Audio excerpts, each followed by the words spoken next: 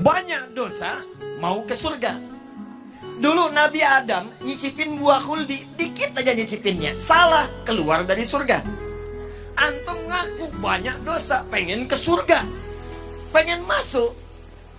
Bagaimana cara kita mendapatkan ampunan dari Allah supaya semua dosa-dosa tadi dihapuskan?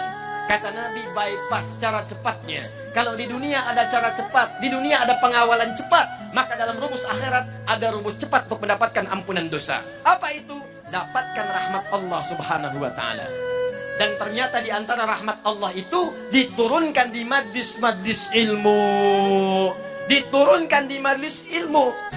Karena itu para ulama dulu, kalau ada orang banyak berbuat maksiat, banyak berbuat dosa, maka yang pertama diarahkan kepada mereka, datangi Syekh Fulan, datangi alim Fulan, datangi majlis ilmu Fulan, minta bimbingan kepada mereka untuk bertobat.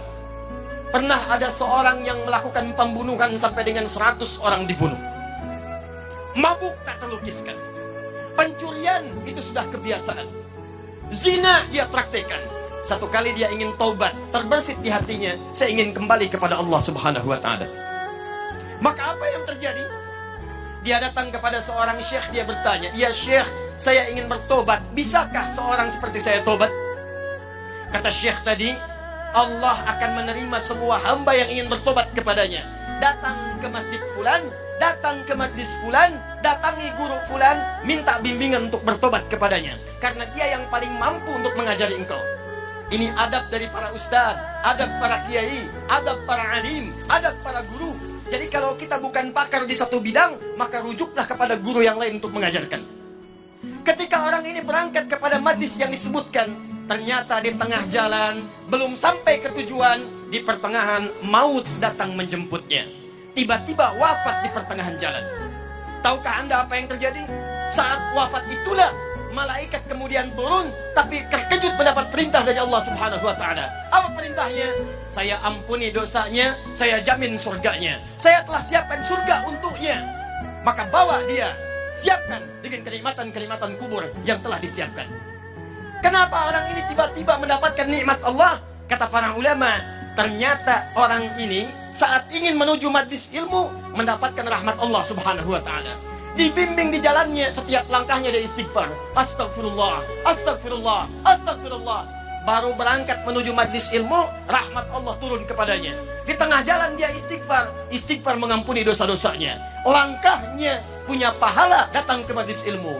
Maka disitulah kemudian Nabi bersabda, buka hadis riwayat Ibnu Majah, nomor hadis 233, yang meriwayatkan sahabat namanya Abu Darda.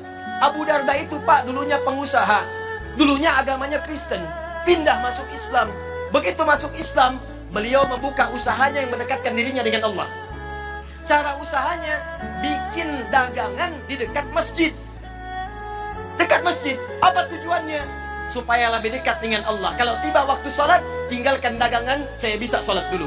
Kalau rizki nggak usah dipikirkan, Allah sudah atur. Setiap orang mau ke masjid, ada yang mampir beli makanannya, ada yang mampir beli dagangannya.